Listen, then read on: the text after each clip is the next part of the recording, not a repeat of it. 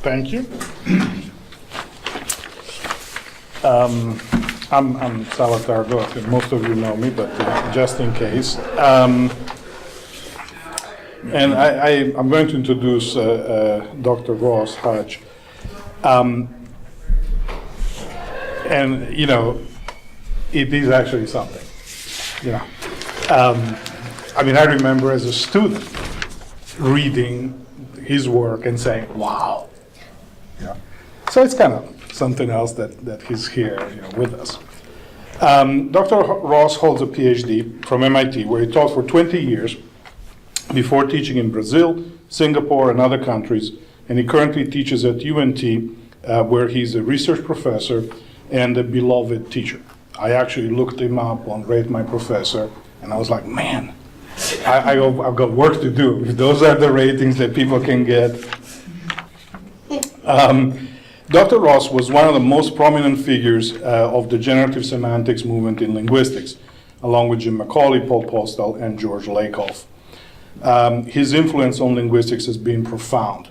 You know, there's no way I could list everything that he's known for, but he discovered syntactic islands in his dissertation in 1967, and many more phenomena, including and the names. He's famous for his names, the names that he gives to phenomena. Sluicing, piping, and I actually know what that is, pruning, and the concept of squish, which sounds pretty peculiar, but in fact has had an enormous influence on the field of linguistics, and especially on cognitive linguistics. Mm-hmm. Because basically, and I'm not going to lecture, but basically the idea is that in traditional grammar, you have nouns and verbs, for example, right? And the two are opposites and shall never meet.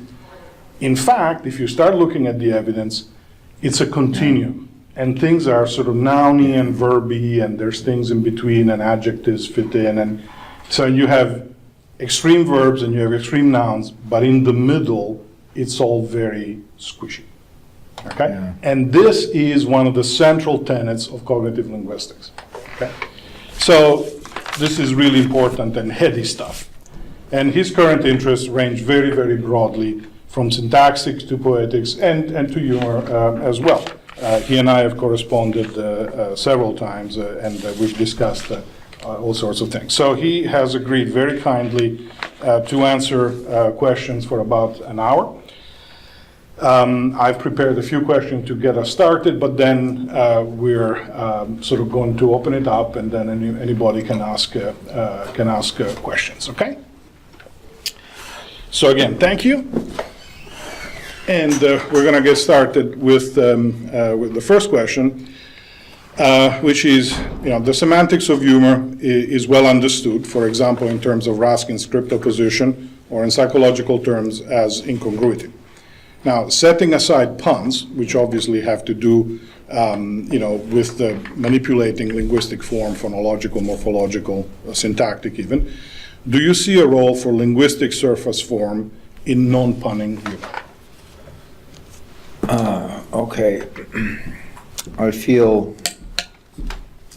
very embarrassed because while Sal and I have been friends for a long time, and Victor too, his teacher, and I know a few other people who, like so most of you work on humor a lot. My basic connection with humor is learning as many jokes as I possibly can, and laughing with people. I don't ever keep them out of my classes, and I'm sure that I would be in a lot of trouble if my classes were videotaped and shown to people who want to keep foul language out of the classroom. So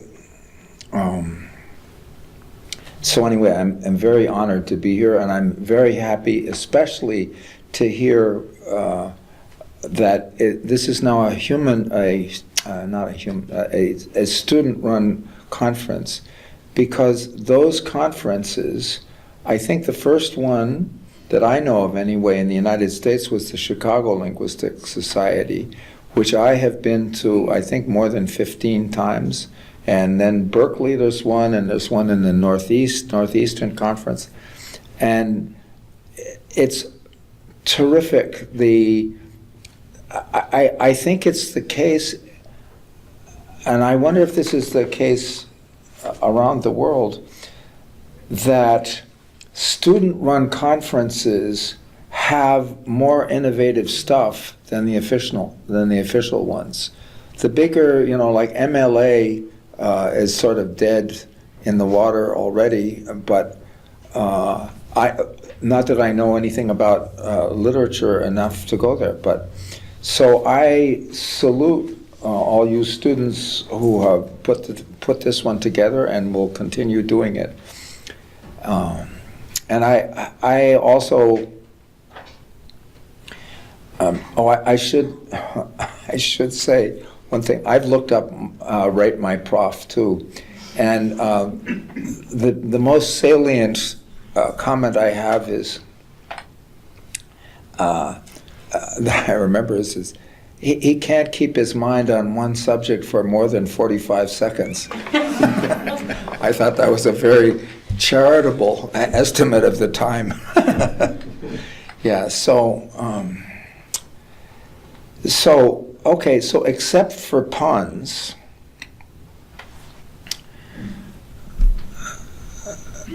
would you rephrase the question? Well, So basically, forgetting the phonology, morphology, that Right. kind of, sort of the surface levels, do they contribute to humor somehow beyond the semantics? beyond the semantics, I see. So, and obviously, so Sal excludes puns because obviously what makes puns work is closeness sort of within hailing distance of phonetically. And one of the questions which I've always been interested in, and maybe some of you can tell me, is groaners. You know this term of groaners? I don't know if it's in any other. Do you have it in England? Yeah. They do? Yeah, I've never heard. So I know, because I was a student for 3 semesters in Germany, and I've been to Germany a lot and heard lots of jokes in Germany, and also I lived in Brazil and sort of lived in Brazilian for 4 years, and I never heard anything that would correspond to groaner in either of those 2 humors. And so I'm happy to hear that the mother country has it also. Am I allowed to tell a groaner already? Yeah, I'd like to break the ice. So it's about a Native American chief, Chief Shortcake. He was a great warrior, brave warrior, a wise leader, a great hunter too, and many children and grandchildren. One day he's off hunting with his braves in the woods, and a young brave's arrow goes slightly off and hits a tree trunk and bounces off and goes right into his heart. He dies. So sorrowfully, his fellow braves make a bier and put him on their shoulders, and carry him back to his teepee. They knock on the door. His wife comes. They say, "Chief Shortcake die, we bury." And she says, "No, me bury, squaw bury Shortcake." Awesome. Yep, that's a groaner. Yeah, it certainly is a good groaner, I think. So, right. So, in puns, yeah. So, what? Maybe your question is something like, is there anything else, any other kinds of linguistic? Well, how about this? This is not a pun, and what it works off of is something linguistic, namely limerick, which is a literary form. And it goes like this. There was a young poet from Japan whose poetry never would scan. When asked why it was, he replied, "It's because I always try to put as many words as possible in the last line as I possibly can," right?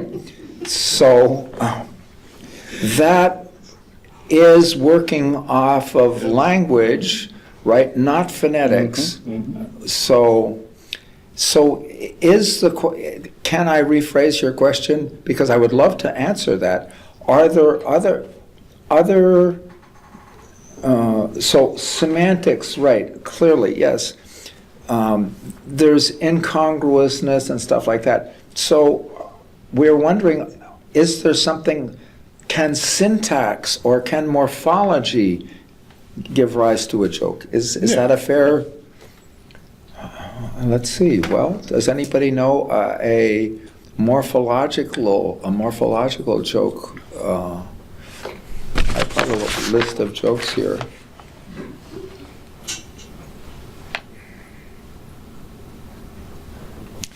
Well, okay. Here's something. I have noticed, and maybe some of you have also, and this is probably because in Great Britain, well, maybe not in, maybe just in England, the Irish are those thought to be stupid.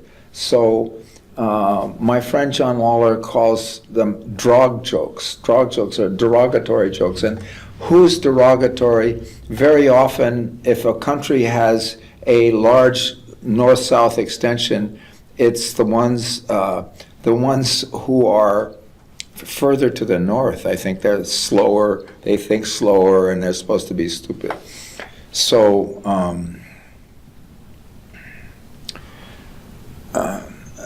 so a drog joke, no. Now I'm, yeah, I was, oh yeah, okay, so I was going to say, for the British, Irish are the droggies. They are said to be stupid. And what I've noticed is even in America, when you try an Irish accent, and I'm not particularly good at one, it helps the joke. Have you ever noticed that? Yes, but I'm the wrong person to do Irish accents. No, I'm not doing an Irish. Yeah. No, but you're absolutely right. It is the Irish that but even the Welsh are nasty about the Irish. Yeah. And The Irish really, going back to, we were discussing Italian dialects earlier. In Italian, a lot of jokes are the punchline or the telling will be in dialect. I see. So you have the text of the joke in Italian, and then a part of it will be in dialect. And are the people in southern Italy, are they the ones who are Yes. droggies? Yes, and Yeah. I mean, in Italy, it's particularly funny because they're from the south and they're the police. And the police too. So they make fun of them because, so there's jokes about the police because they're all largely staffed with Southerners. I see. And they're, the stereotype is that they're stupid. So all the Polish jokes in this country, I became enormously popular because I went back to Italy and I translated them in the Carabinieri jokes. And I see. people were like, wow, where have you heard all I of these see. new jokes? It was, One particularly wonderful co-druggee, if I may form a word, there's two kinds of humor, namely Portuguese, spoken continental Portuguese, and Brazilian Portuguese. So when I went to Brazil, I was there for 4 years.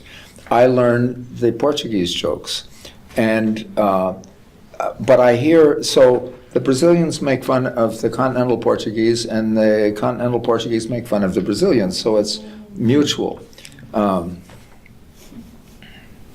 So let me just tell you one joke, the one joke that I remember that I always tell in my idea of an Irish accent. This guy comes into a bar on Friday and says, "Bartender, if you don't mind, I'd like to have 3 beers all together." And the bartender says, well, you know this one, yes. Yeah. He says, well, sir, you know, I can pour beer faster than you can drink it. And so if I do the beer sequentially, the beer will be fresher. And I said, thank you very much, bartender. It's very kind of you to be concerned about the freshness of the beer. But you see, it's not the freshness that concerns me, it's the threeness. You see, we're three brothers, and whenever we're not together, as is the case tonight, we always drink 3 beers all together to remind us of our threeness. And he said, I see, so. So he gets his 3 beers, he drinks them. Next Friday he's there, and he becomes a regular. After 6 or 7 months, one time he comes in and says, bartender, this evening I'd like just 2 beers, please. And there's a sort of a hush around the bar. He's a regular, and the bartender says, well, in the name of all of us here, I'd like to express our condolences for the loss of your brother. He says, no, my brother's fine. It's me, I've given up drinking.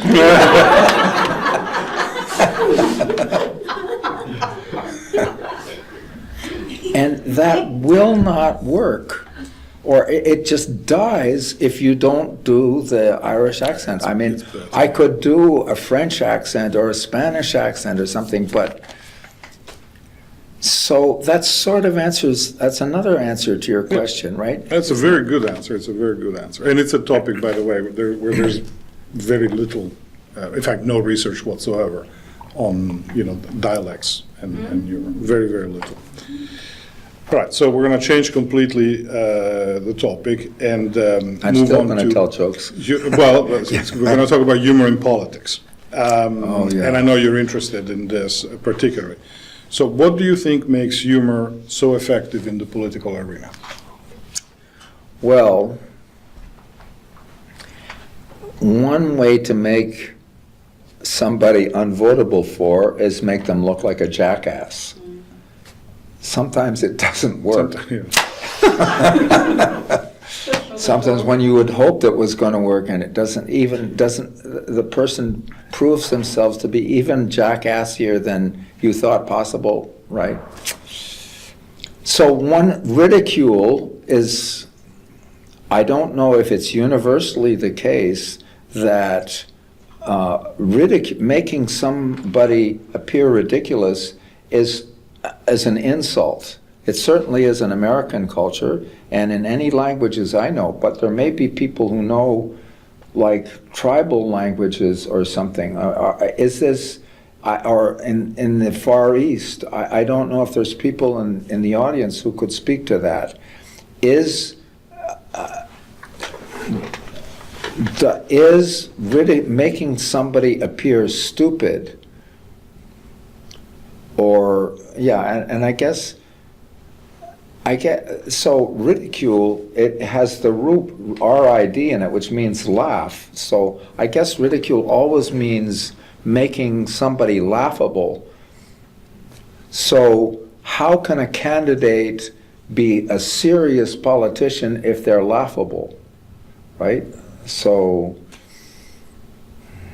why is it, okay, now, is there anything else that makes humor good to use in politics? Also humor, who are the best laughers? Well, they're the little kids. Life is joy, right? And so maybe, and I think that's also why the other main use of humor is in advertising. My view of that is maybe it's because if you can make a potential customer laugh, you make them less suspicious of ulterior motives and make them, punch the stomach of the Santa Claus to see if it's just a pillow or if it's the real Santa Claus. So maybe humor in advertising gets past people's resistance to and caution against believing the advertiser. So humor. So maybe if you can make a bunch of potential voters laugh, not laugh at anything, just laugh and be happy laughing, maybe that will make them grateful to you for taking them back to a happy time. I don't know. That's anybody have other suggestions? Well, it just so doesn't work with Trump, does it? It's so impossible to work out why that worked. You know. Yeah. I mean, every time you try and tease him, he's a orator. You know, he can't accept it, and he refuses to laugh. Right? Mm-hmm. Refuses to laugh at himself, and yet somehow this, you know, has worked for him. If you compare him to someone like Obama, where he had this wonderful deprecating, right? You know, would laugh at himself, would laugh at, you know, deprecating. We could laugh together with him. Right. You compare that to, Well, I mean, one way to think about that is that Trump is the pure expression of power, and power doesn't have to be bothered by laughter. He does, and Trump certainly ridicules the people who and extremely effectively. I mean, one thing you may not like Trump, but you have to admit he has incredible control of crowds. He is an amazing orator, and he also thinks incredibly fast, you know, so if you get him in front of an audience, he will have the audience eating out of his hand pretty soon. All right, before we say anything on tape about Trump that gets us in trouble. By the way, they're not, you know, something I'm missing is Trump jokes. I haven't heard Trump jokes. Has anybody heard a Trump joke? Pre-election. Yeah. Pre-election. I would like to hear some. Please, when we turn the camera off or something, maybe. Yeah, but. All right. Next question. Koestler famously connected humor to insight, and he has this very nice line about seeing the joke and solving the problem as being very similar. Wittgenstein said that a serious and good philosophical work could be written consisting entirely of jokes. What do you see as the connection, if any, between humor and insight? Yeah. Well, Koestler, I was telling Sal that for some reason, long before I knew anything, I mean, I knew something about linguistics, but I never thought about creativity, and I came upon this fabulous book. Probably most of you know it. It's called The Act of Creation. It's by Arthur Koestler, and he says that three things are really together: humor, discovery, and art. That all of them depend on what he calls the biassociative act, which is basically having one context and a different context and linking them. So if insight is like that, and so it's so what is insight? It seems like a terrific word. Whoever made up the word insight, they really nailed it, right? Because where don't you feel I don't care what it is that you're trying to understand, that when you go further with your discovery, and when you have a breakthrough, you are going into yourself, right? It's inside, something that and so insight, and if insight is like Koestler said, it's linking two contexts that previously weren't linked. Well, certainly there's many jokes that you can tell. You know, when the jokes about priests who are supposed to be pure and moral and stuff like that, and the joke shows that they're not moral, and so.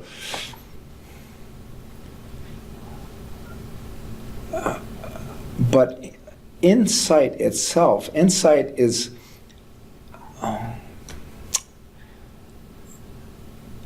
it's so precious. It's so hard to come by. You have to work for.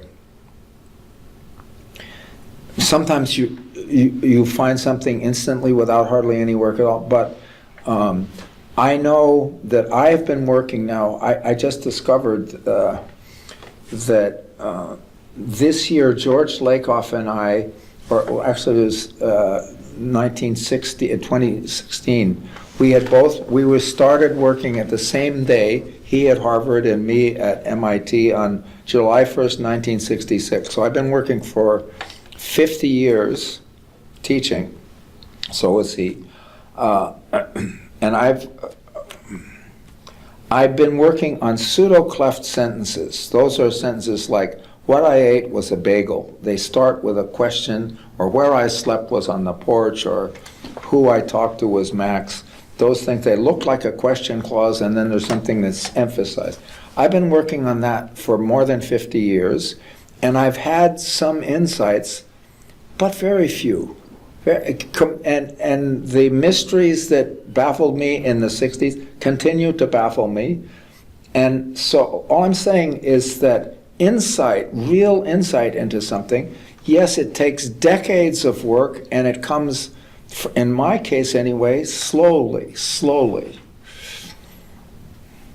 And the idea that there is a breakthrough, and that's certainly the feeling that you have when you have that luck to have come through to a new level.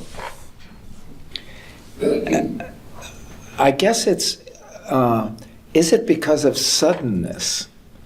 Humor has, I think, well, am I wrong? Does humor have to be sudden? You know, there's these shows which you watch again and again and again and again, and they get more and more and more ridiculous. So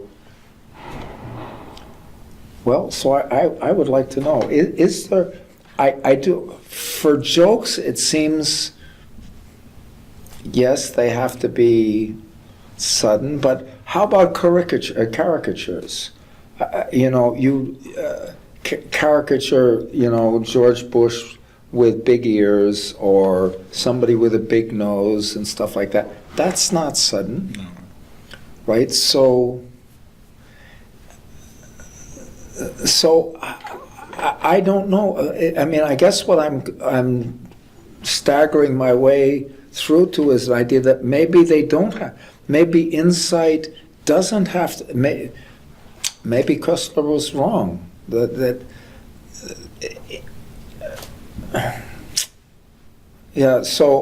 on the one hand, I would say insight feels like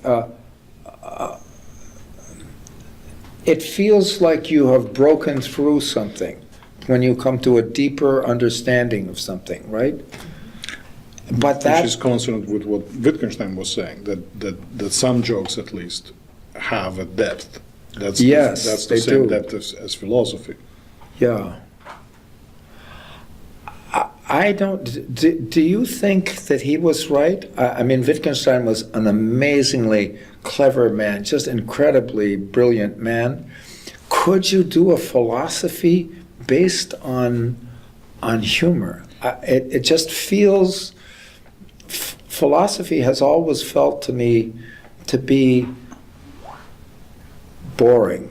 He would have totally agreed with brilliantly boring, but not. When was the last time when you cracked up when you're reading, I don't know, Kant or something? Well, actually, Wittgenstein would totally have agreed with the fact that philosophy was boring. So when he says basically logic is only tautologies. So you can never learn anything new from logic because it's either he famously said, "What's interesting you can't talk about." It's like it's a bit radical, but okay. He was intense. Well, I don't know if you could write an entire book of a philosophical book of jokes, but in the sense that Wittgenstein meant, that is that jokes show the mechanisms of language bear, in the same way that his form of philosophy shows the mechanisms of language bear. The idea that a lot of the philosophical problem turned out to be just bad uses of language. When you ask yourself, what is non-being, you're just using language wrong. There is no not being, so you're asking the wrong question. And so, humor does the same thing in that way. It shows you where the mechanisms of language are. And so in that sense, I think you could. I don't know if you could write an entire book, but... I think Heidegger inadvertently tried to write nothing but terrible jokes, because if you read his works... I see. So like he did? Silences. That's a deep insight, according to Heidegger. That sentence, silences. And similarly, nothingness. Yeah, well, but still, when you come to, I don't know what the proof is. I know it is believed to be true, and I guess by mathematicians, that any two-dimensional map, you can, with 4 colors, you can keep, you can make all of, so no two, you draw a line, and using 4 colors, you can keep the patches, the areas on the map distinct. You don't need 5 or 6 colors. 4 is enough. Now, how could you prove that? I have no idea what branch of mathematics that would be in. But it would seem that when you found the proof for that, that would be just, they would say, my God. These are vicious questions you're asking. Well, but they're interesting questions. All right. The next question is, we're playing a little bit more on the home field. Some of you I know have read The Linguistics Wars, Harris's book in 1993, which talks about the debate between generative semantics and interpretive semantics. And he talks about the fact that the generative semanticists were actually funny and used humor in their writing. So as one of the most prominent authors in that period, what is your take on this? More in general, does humor belong in academic discourse? Oh, yes, it's got to. I mean, my God, one of the things, for instance, I try to stop students from calling me doctor, and I tried to stop 6 of them or 5 of them this afternoon. And what I do, I say to students who must call me doctor, I understand, I did write a thesis, it's true. And so one day of the year, I won't give class. I will have Dr. Ross come to class and give the class instead. And so Dr. Ross has a white coat, lab coat, which he got from someplace where he gave a blood sample. He has a stethoscope, which he got from his vet. He asked his vet if she had an old stethoscope. She did. He has that. And actually, the cream on the top, I don't know what they're called. Women have them. They're made of plastic, and you put them like this on your hair to keep the hair where you want. But dealy boppers are those things with little springs that stick out. And on those springs, I have sparkly green styrofoam stars, right? So that's the costume of Dr. Ross. So Yeah, so one of the most important things to do, I think, if you're going to be working with your mind, if that's your profession, and helping other people work with their mind, is getting over yourself. Just laughing at yourself and laughing together with everybody else and realizing how impossible it is, the job that we're trying to do, and not fighting. The Brits are much better with this, I understand. We get, and so this thing that Sal mentions, the linguistic wars, it was a war. And I was just horrified at things that my colleagues did and the people on the other side, and I was also horrified at what I did. I was hating people. And it's just, and if humor is an antidote for hatred, and I think it is, I think it can be, yes. So I think it's very important. And I will say that, by the way, I would like to read this into the record, so I hope you're listening, video camera. The person who did it, who put humor into linguistics, it wasn't Chomsky, it wasn't Chomsky's teacher, who is my teacher too, who was an unbelievable, that was Zelig Harris. I never heard him make any joke at all. I also got an MA at Penn before I went to MIT. He was a brilliant, brilliant man, but no, extremely serious.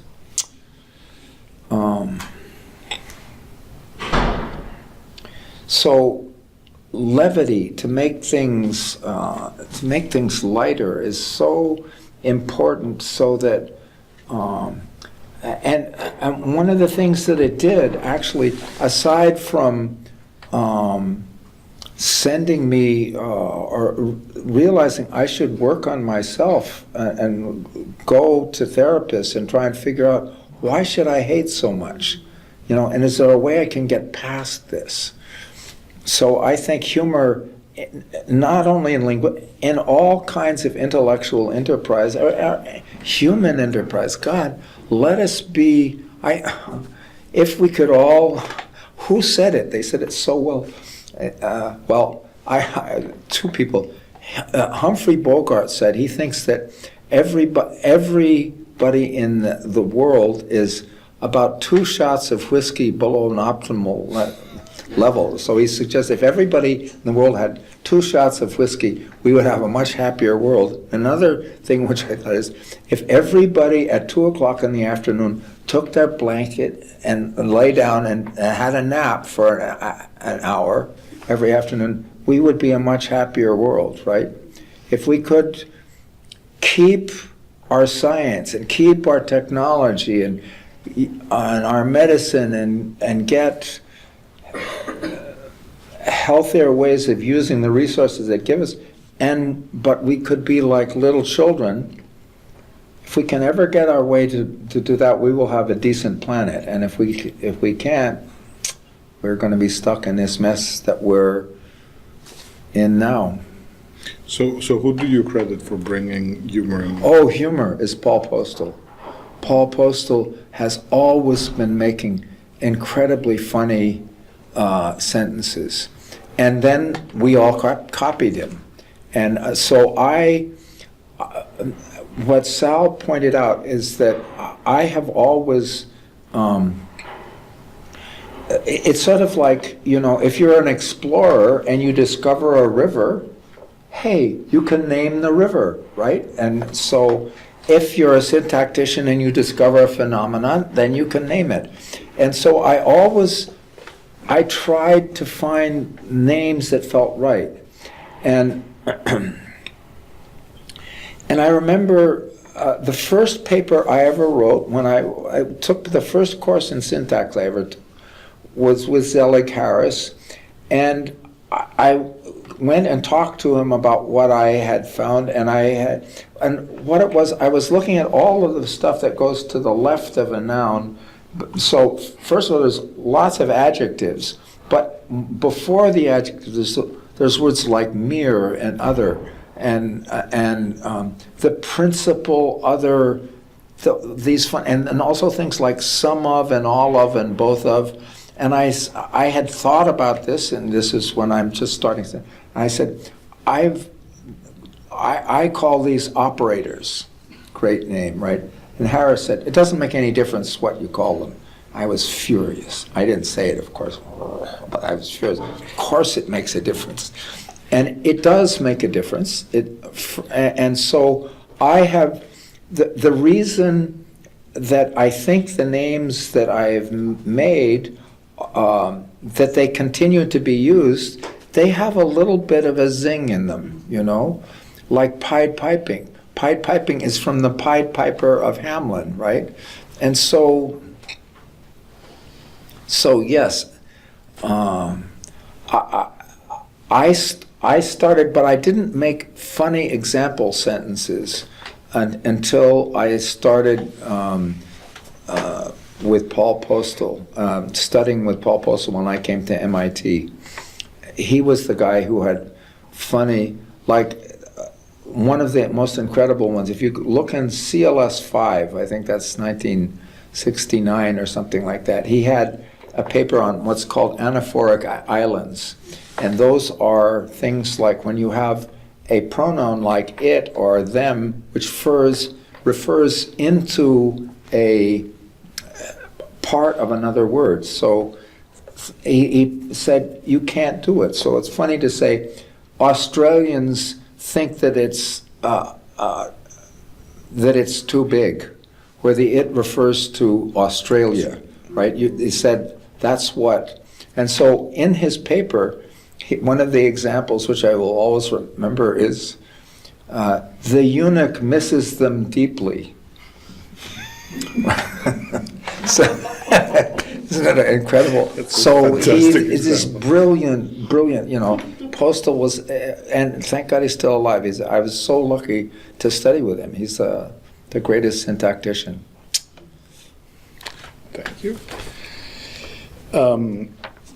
Well, let's say a little bit more about this. How do you feel about the use of humor in teaching? Humor in teaching, yeah.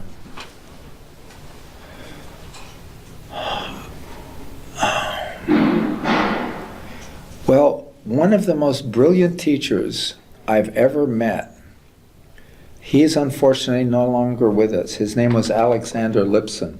He taught Russian at MIT. And what he did, he had these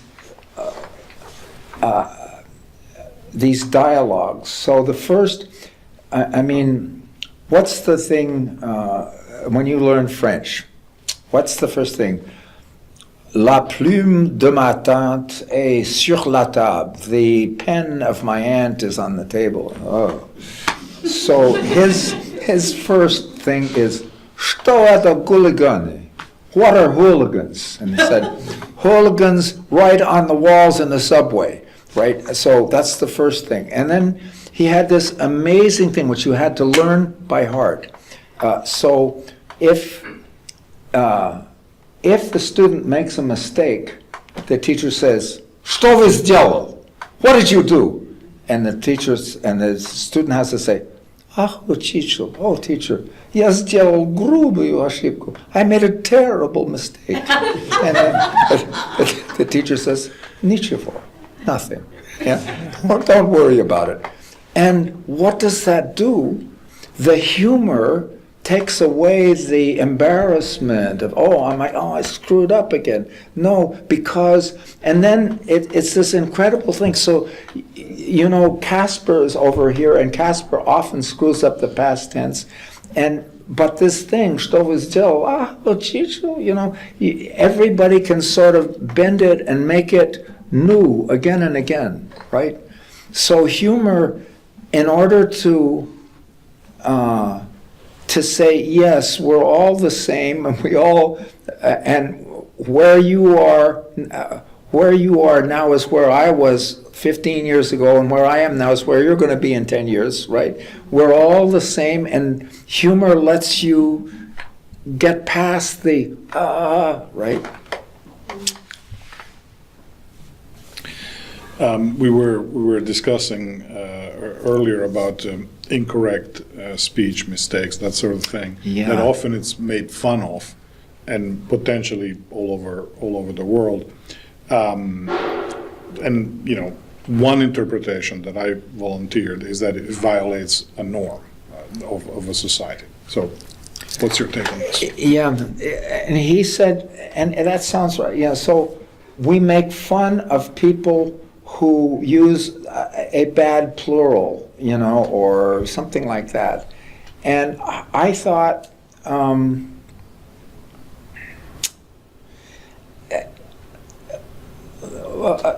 okay, so I gave him another example. So it's a social norm not to urinate on the wall.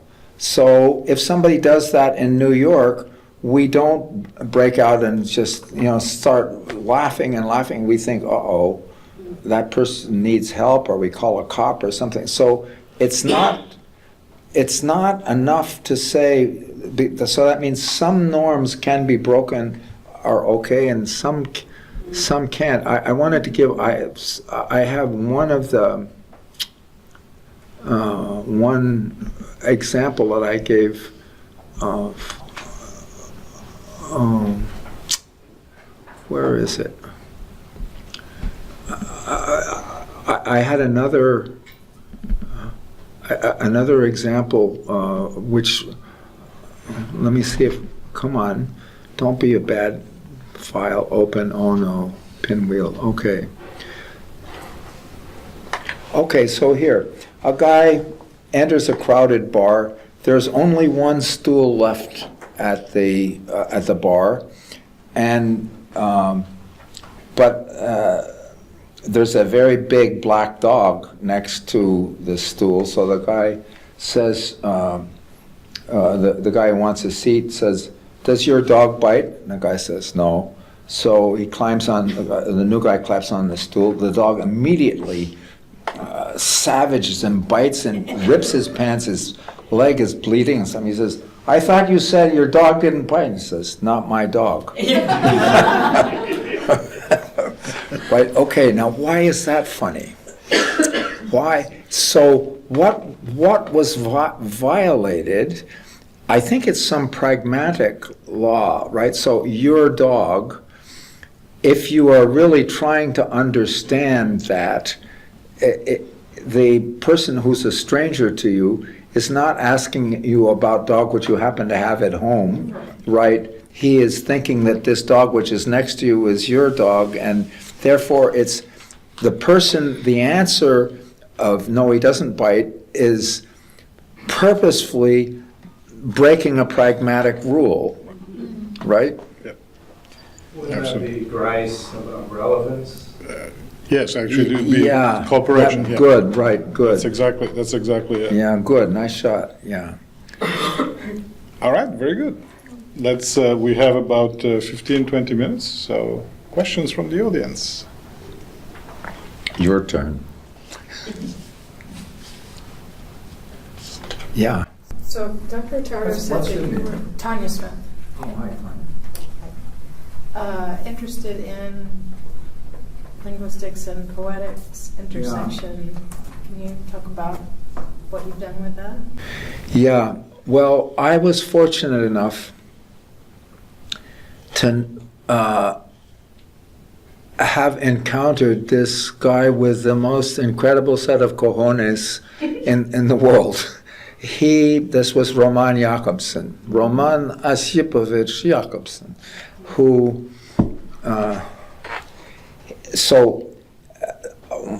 he was the guy who made colossal contributions, I understand, to Russian literature, like looking at old Slavic stuff, and also huge contributions to phonetics and morphology and everything. So he really walked a path, and he was equally a literature person and a linguist. And so when I came to MIT, he was an institute professor at MIT. That's the highest honor you can give. MIT said, "Oh, let us give you a huge office, bigger than this, and a secretary, big six-figure salary. You don't have to teach any courses if you don't want to. If you want to, that would." So just for us being able to put MIT and Jacobson together in the same, that's enough, right? So he was an institute professor. Down the road, 1 mile away, he was a full professor at Harvard in Slavic languages. So he had two jobs, I mean, how could anybody do that? But he did it, you know. Why am I telling you about that? Poetics? About poetics. Well, yeah, so Jacobson, he did give a course, which was called, the course was called, every year is called Crucial Problems in Linguistics. They said Jacobson spoke 14 languages in Moscow dialect.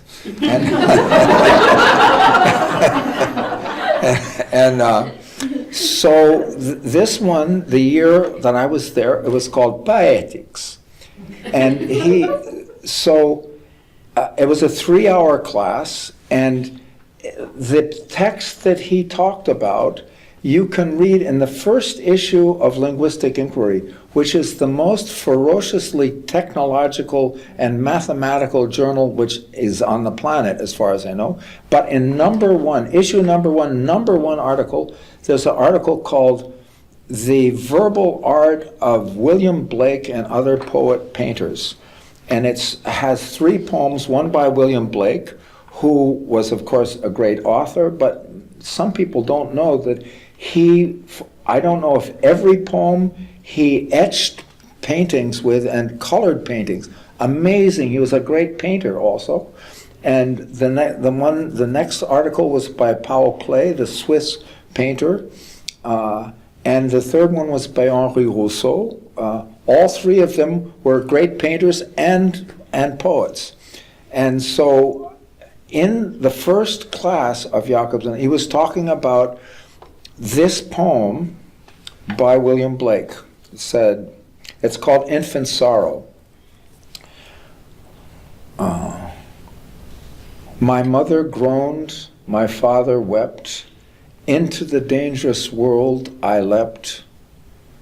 Something piping loud, like a fiend hid in a cloud. Struggling in my swaddling bands, struggling in my father's hands. I'm sorry, I don't have a. Bound and weary, I thought best to sink upon my mother's breast. I'm sorry I messed it up a lot, but it's 8 lines. He talked about that poem for 3 hours with a concentration, an incredible precision. And so it turns out that the poem has 2 verses of 4 lines apiece. And if you look at how many nouns there are in the outer 2 lines, the first 2, and compare with how many are in the last 2, there's 5 nouns here, 5 nouns here. The middle one, there's 5 nouns here, 5 nouns here. There's the same number of verbs. And then the first line has a break in the syllables near the end, and the break in the syllables goes down like that, just on and on. I'd never heard anybody talk about poetry before. And that was a time when I was working on my thesis and trying to figure out how to do syntax, and there was no room at all in my mind for doing poetry. But it was unforgettable what Jacobson had done. He just showed there is this universe inside this poem. And so 12 years later, Mark Lieberman, who was one of the most brilliant students to ever come through in my 20 years at MIT. He's now at Penn. He continues to be brilliant. He brought a 12-line poem of William Blake And it just knocked me over. It was so incredible. I thought, well, I don't know how to analyze poetry. I'm just going to, so in that article by Jacobson in the first issue of Linguistic Inquiry, he quotes Blake, and Blake says,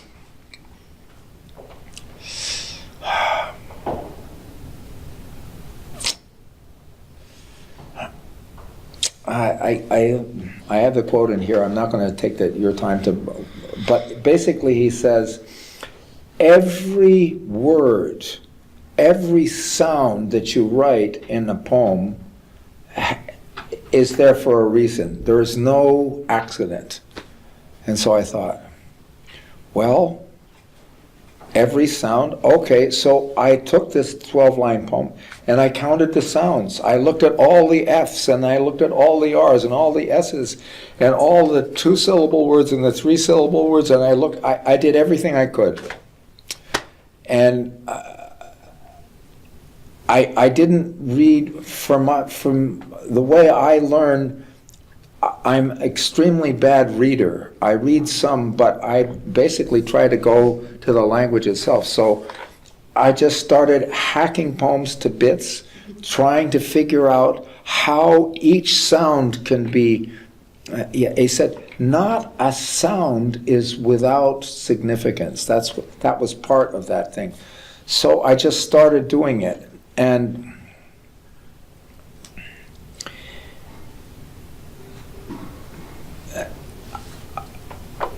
Jacobson had something, he has a quote in a paper that he wrote in the 60s. There's a volume by Tom Sibiak, which was sort of looking across fields of linguistics, and he said, Jacobson says words to the effect, any student of linguistics who knows nothing about poetry, or student of literature who knows nothing about the structure of language, he said they're equally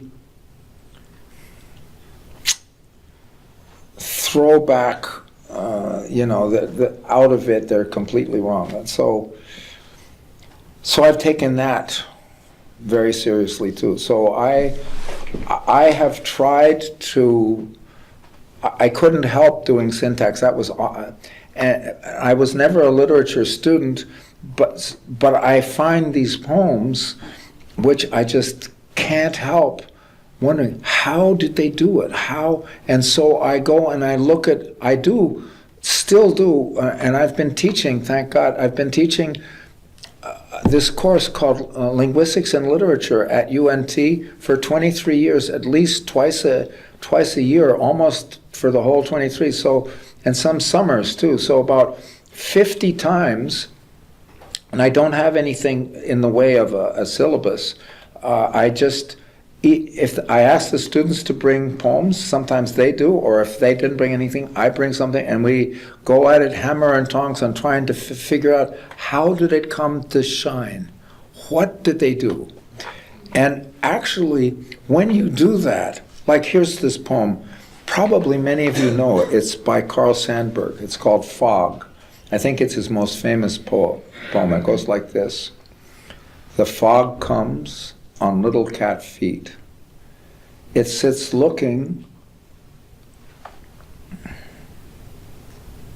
over,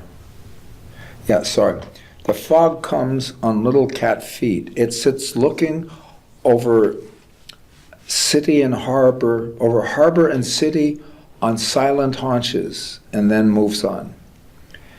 And so I've looked at that poem again and again. I've written a paper about it.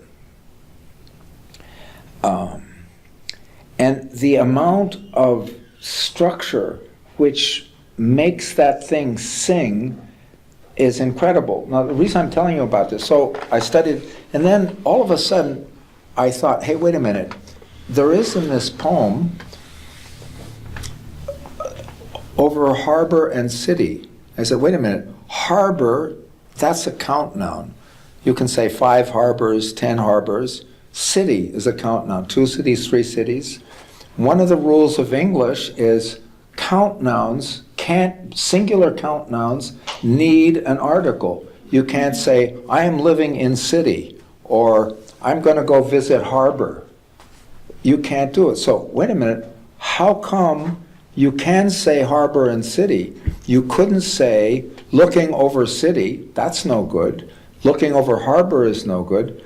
But when you have harbor and city, holy, my God, what's going on? So I figured, oh, there's something that when you have pairs of count nouns which form a bigger concept somehow, then you can violate that law. One of them is town and country. And so, and you can make up new ones. So maybe you could say, there was dust on computer and printer. Whereas you couldn't say, there was dust on computer and bread, right? Or bread is, or there was dust on computer and chair, right? Computer and printer is a thing, right? So doing poetry took me to a place where I learned something about syntax, because the writers, who are, after all, they are trying to express the inexpressible. They're trying to use language to go beyond itself. And so they use things, they can teach us things. And I think we are missing it if we are pure linguists and don't do studies of literature. And poetry is a lot easier than doing prose. My God, prose. And you just can't count. You can try to figure why all the F's are in some story by, that's too hard. So I have looked at prose a tiny bit. But yes, so what I try to do is be doing linguistics and poetics at the same time, no matter what I'm doing. And so if I'm looking at a sentence and there's a wonderful turn of phrase. Like, if you look at the Gettysburg Address, it's 77 years ago. Our forefathers brought forth on this continent a country dedicated to the proposition that all men are created equal. That has this amazing, I don't know, cadence or something. What did he do? How did he do it? He was a great writer, right? And it was a terrible, I think the Gettysburg battle was one of the worst, most horrible battles. And so what happens when you are moved? What happens to the language that you make? So for me, I've liked Jakobson. I've viewed them as the same thing. And I'm very glad I have. So I've learned lots of stuff about plain old linguistics when I've been doing poetry. And when I do linguistics, also, I guess it's harder to learn stuff about poetry when you're doing syntax. But maybe not. I don't know. I hope that helps some. Another question. One more. Who has a joke? We should end with a joke. Who has a great joke? Does anybody else? Oh, great, yes. Okay. Long time ago, I read, in my language there was an advertisement of eyeglasses, and the brand was Milton, and they wrote, in their caption, why Milton lost his eyesight? Because he never wore our glasses, our eyeglasses. So because he never never wore our eyeglasses, or he didn't wear his glasses? yeah, he did not wear our glasses, so that's why he lost his eyesight. So you should buy Milton eyeglasses. And I'm sorry, my hearing is not very good anyway. So who was it who didn't wear his glasses? Milton, the poet. John Milton. Well, the brand name of the eyeglasses is Milton. So Is Milton. Not the poet. Newton. No, Milton. Milton. Right? Is that correct? Yeah. Milton is the glasses? Right. Yeah, so the eyeglasses have the same name as the poet. Oh, I see, and Milton was blind, so why did Milton go blind? Because he didn't wear his glasses, I see. Right, good. Yeah, it's a good ad, thank you, that's great. Yes. Excuse me, about the first question that Dr. Ataro asked you, can inflecting something in a way that is not inflected that way can make it humorous? Because I have seen that in my master's thesis, that a word was inflected in a way that it doesn't normally inflect. So morphology. Yeah. Okay. Yeah, yeah. Yeah, so I was thinking of the, it's not really a joke, but the Uncola. Yeah, no, that's a good example, yes. No, it's advertising, yeah, absolutely. Over applying, say, Greek plural to a word that was never Greek. Right, and, right. That's tablades. Sure. Yeah, right. Well, and, people say regardless, and then they overcorrect it. Irregardless. Irregardless, and I've created unirregardless. Right, That's like, over the top. you really Yeah, mean it. yeah. Yes, that's a Yeah, great so apology that's- joke. yeah. Yeah. All right, well, thank you.